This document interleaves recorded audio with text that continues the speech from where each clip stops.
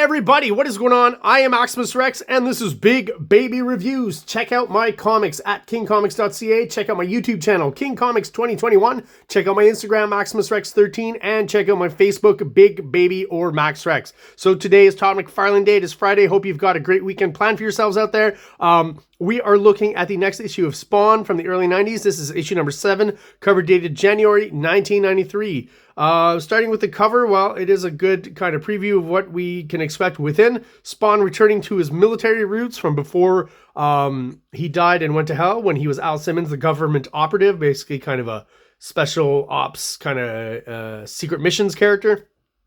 So instead of, his basic idea is that now that he knows that as Spawn, he has a finite amount of power, he doesn't want to waste too much of it. So he's going to rely on his military training and weapons training as much as possible. So that's what this image kind of refers to here. Got to say, very Joe Scioto-like coloring on this cover, blue and orange. Blue's a little more subdued, though, than with Joe Scioto. This is definitely Steve Oliff coloring this. So the color work itself is a little more subtle and works well, I think, overall. Spawn was always the best colored Image comic for sure. Let's have a look inside. So dedicated to back when Todd and Rob were the best of buds. So the comic's dedicated to Rob Liefeld, who co-created OVERKILL, as he's officially called, but still I guess a typo here, as he's still being called Overkill. Story, pencils, and inks, Todd McFarlane. Letters and editor, Tom Orzechowski. Story consultant, Terry Fitzgerald. Color, Steve Oliff, Ruben Root, and Ollie Optics. Now, I have a theory about this storyline, the past issue and this one, where Tom McFarlane introduces OVERKILL or Overkill. I'm just going to call him Overkill, all right? Just sounds better and it's easier to pronounce, and there's no way when you create a character you would choose to call him OVERKILL instead of Overkill, and we know that they didn't. He was actually called Overkill, right, originally, in those famous videos you can check out on YouTube. Anyways, getting ahead of myself. So I feel that with these two issues, at this point, Todd knows that Alan Moore is coming along to write issue 8. Neil Gaiman's going to write issue 9. Dave Sim's going to write issue 10. And Frank Miller's going to write issue 11. So I think he pretty much knows it at this point by the time he's working on issues 6 and 7, right? The Overkill introduction. So I think he said to himself, okay, Overkill, I've already got the design. We just do a quick 2 issues where Spawn takes on kind of Overkill, kind of a different thing than what we did for the first 4 issues and then the Billy Kincaid issue. I can have lots of destruction and rubble and big guns and stuff that's easy to draw and quick to draw. So I really do feel like these 2 issues, while entertaining to a certain extent, maybe this one honestly a little less than the last one when they introduced Overkill, because he's kind of funny. There's some comedy in his character, right? This issue is basically just guns and explosions and minimal backgrounds, and I feel like it's a deadline storyline.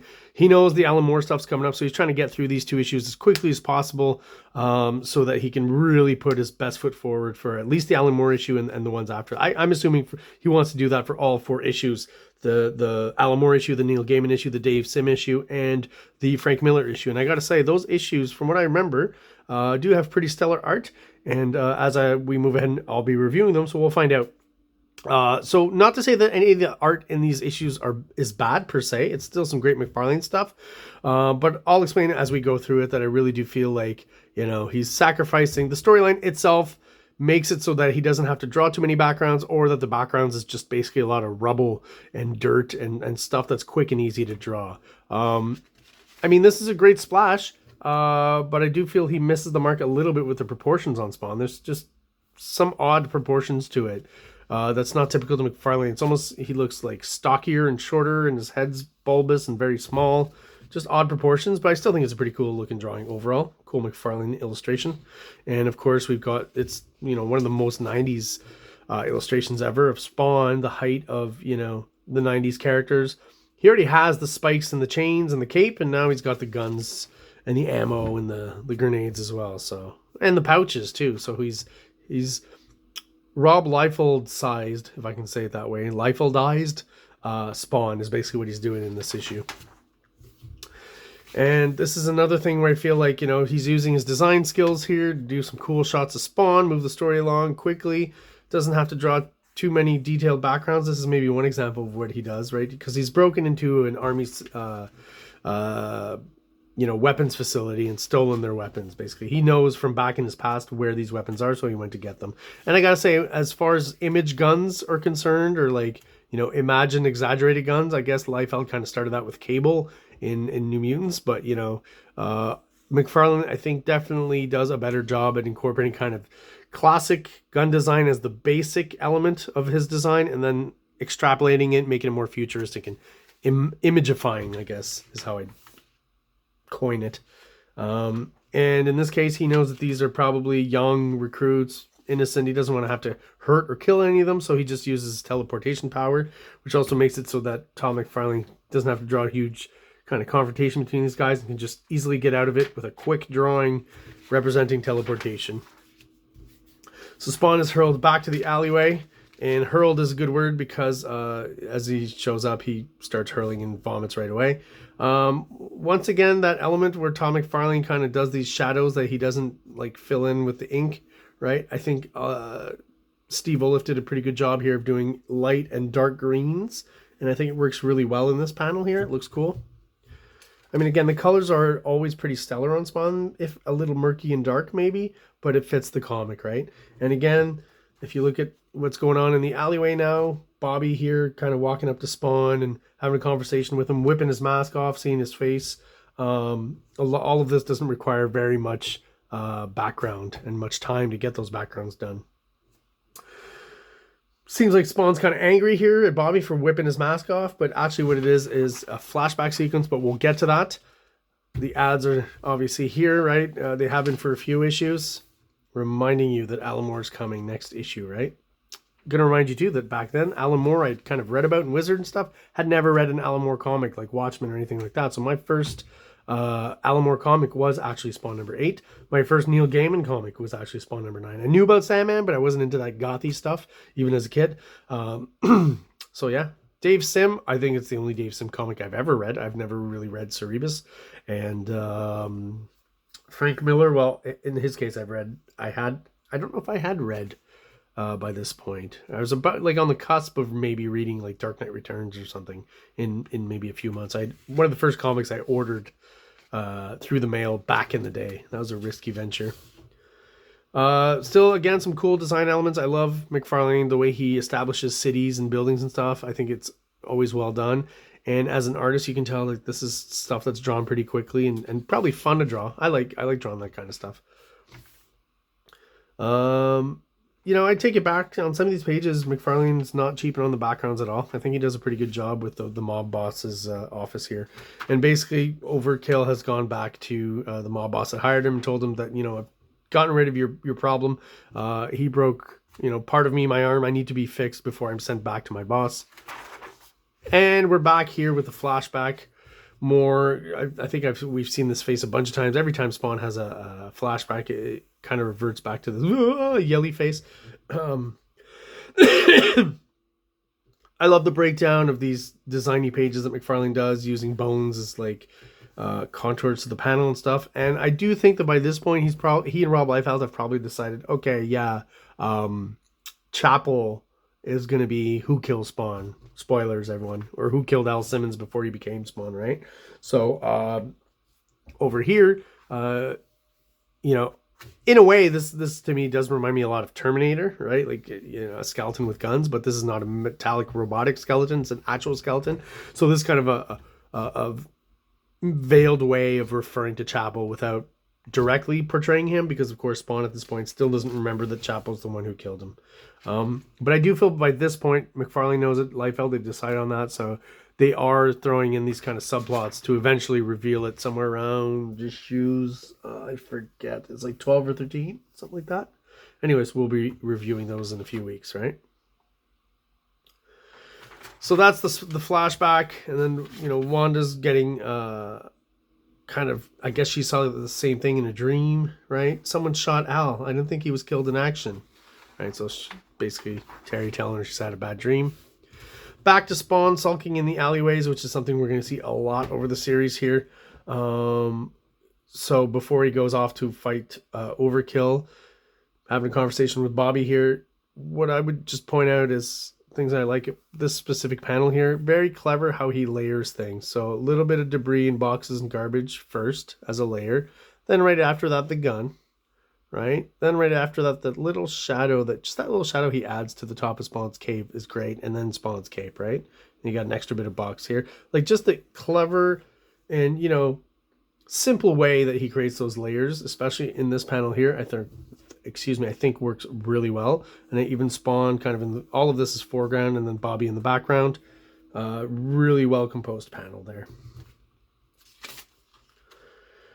This is just kind of an interesting fact. Spawn doesn't know yet that his costume is alive, right? So he says time to streamline in reference to getting rid of the cape. His cape will only get in the way now. Other than for show, he sees no reason to keep it. As Spawn walks away, lost in the clattering of guns and ammo, neither he nor Bobby notice the cape as it slithers after them. So basically we've just got a streamlined Spawn here, which we don't get a lot without his cape. Later on, I know he's going to, you know, once he understands that the cape and the costume is alive, he'll use the cape and wrap it around himself in certain instances and use it in different ways. But I don't know if he actually ever departs from it ever again. It does get ripped to shreds in the Angela miniseries, but then it kind of grows back.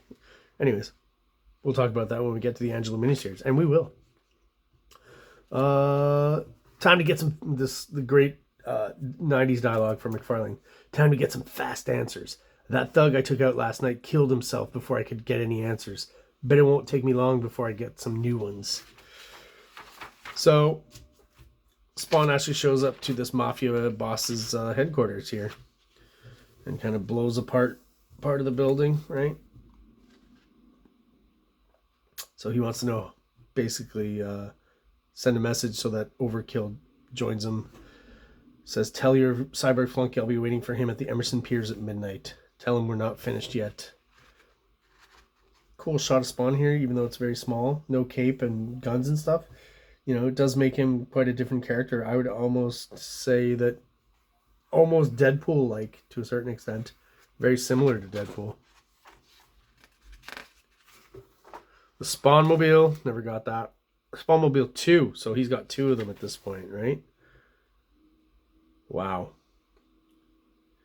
Even after just these first few issues, McFarlane is at this point, you know, with number 7 coming out, I guess he's probably preparing it. He's already preparing it when issue 5, I'm assuming, is out or something, or just about. And even after just 4 or 5 issues out, he's got crap loads of money and he's bought these Spawnmobiles. He's become a millionaire basically overnight. All right, so down at the docks, another trope. Obviously, you want to fight at the docks because no innocents around, or almost no innocents. You know, docks are kind of highly secure areas. It's not just anyone can get in there. So I guess Spawn, you know, but he's got magical powers and he's sneaky and he's a creature of the night and all. But Overkill just kind of getting in there is kind of odd. So yeah, now we get the final confrontation between Overkill and Spawn. I do like some of the build up in the fight and like specific moments that McFarlane builds in there. So Overkill basically grabs Spawn's leg, pulls on it, and as he's pulling on it, you just kind of see this piece of spiky debris flying through the air, and Spawn, you know, clearly just about to grab it, and boosh, the next thing you see is him, you know, there's no extra panel, him grabbing it and then the action. Just go from this to that. It's very immediate and quick, and we understand what's going on there. It's pretty obvious, and I think that's a nice bit of storytelling. Yeah, and again, look at the art now. We're in the section where everything background is debris. He's adding a lot of shadows and silhouette and stuff. So, you know, he's purposely set the stage for the whole scene in a dark, you know, unlit area. So it's much easier for him to get away with the silhouettes, or mostly silhouettes all throughout, and just very minimal backgrounds, right? Again, a lot of that background is debris. Here you get like maybe this, because of the back coloring being very dark, it's hard to see, but you get a lot of kind of a Frank Miller Sin City kind of vibe with this area here, down here. Interesting. So basically, Overkill says, you've scarred me for a second time. I can't have that. Bud, you want to see scarred? Bud is funny because I don't know, you know, if Al Simmons as a character should say Bud, but I definitely know that's McFarlane. He says Bud. I'll show you hell in the flesh. Take a good look. I'm patient. And Overkill starts laughing. You look like crap, you know, the smelly, oozy kind. Now I'm going to stomp you so I can scrape you off my boot, you piece of turd. And you know, I guess Overkill is just kind of slow, not paying attention, because Spawn just takes the opportunity to blow him away with one of his big extreme image guns. Pretty cool shot here, though. I think it's a good idea to pull out the background and just do it white negative space. Pretty cool splash page. And the old kind of Liefeld McFarlane trope they use sometimes to turn the shot, make it a horizontal. We still have good focus here. Yeah, we're good.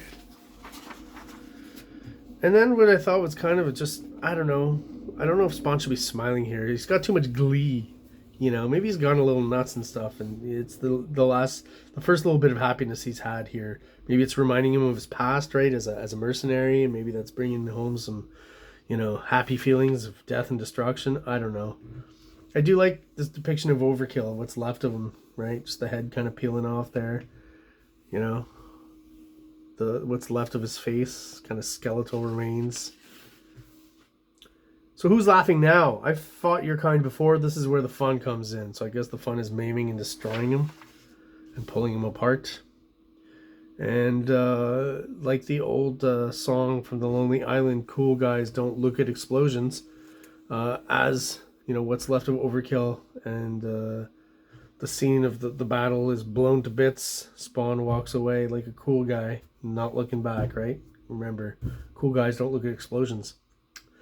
That should do it. Can't leave any evidence behind. That's pretty... I think it's almost like, what do I do for the last panel? Okay, if I have him say this, then I can just do one last background explosion pretty quick, get out of this page, and move on and start putting the time into those Alan Moore pages and Neil Gaiman pages for Spawn. So still a fun two-part thing with Overkill there, and I guess, you know, maybe McFarlane's already kind of gestating the idea of a toy company, so maybe introducing Overkill is kind of testing the waters. And we do know that Overkill, I think he's part of the first wave of the Spawn toys, so I think at this point the idea of a toy company for Tom McFarlane is already germinating, if he hasn't started looking into that, and following the success of Spawn, of course. And we know that he also tried to do a card company a little bit before Image, like a hockey card company, and that didn't work out. So he's always kind of an enterprising character and kind of using comics as a stepping stone into other stuff. Still early in the Spawn issues and Images, you know, releases. I remember this. I thought this looked so cool. It's got kind of a Ninja Turtles vibe, I find. You know, like this character could fit in that world. Clearly some sort of anthropomorphic animal character, though I'm not quite sure what animal it's based on exactly. The name I'm not sure of, Winky, but I do like kind of the way the lettering was done up here. I think it looks pretty cool. And the general art and style, I think, is very pleasing to me. It looks cool. And all it says is Queen down here. So I don't have any more information about this, right? And I never saw the series. I never saw anything else. And, you know, going through this issue before the review, I just had a huge kind of memory just hit me of this image, right? I hadn't seen it in years. And I still think it looks great. So if anyone has any information about Winky, Queen, this pinup, or the artist, or anything, if the series ever existed, if you know anything, let me know in the comments. I'd really appreciate it. Not so sure which Phillips that is. I'm sure this is someone who's done painted covers before. I'm sorry, I forget your whole name. The famous videos, right? You can now check those out on YouTube. And that's pretty much it. Not gonna mention Wildstar. We may review that at some point. We'll see. There you go, guys. That's a review of Spawn number 7. If you are subscribing and you're still watching the videos, thank you so much. I really appreciate your support and you still being there. If you're watching videos but you are not subscribed, please do so below. It only takes a quick second and it really helps the channel out, helps us grow, helps get us out there to other people who are into comic books just like we are. So everyone out there, thank you so much for watching and have an awesome day. Like! Subscribe! Like!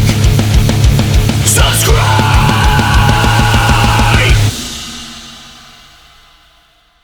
King Comics presents Big Baby, Volume 1, Issues 1 to 13, 204 pages of story and art.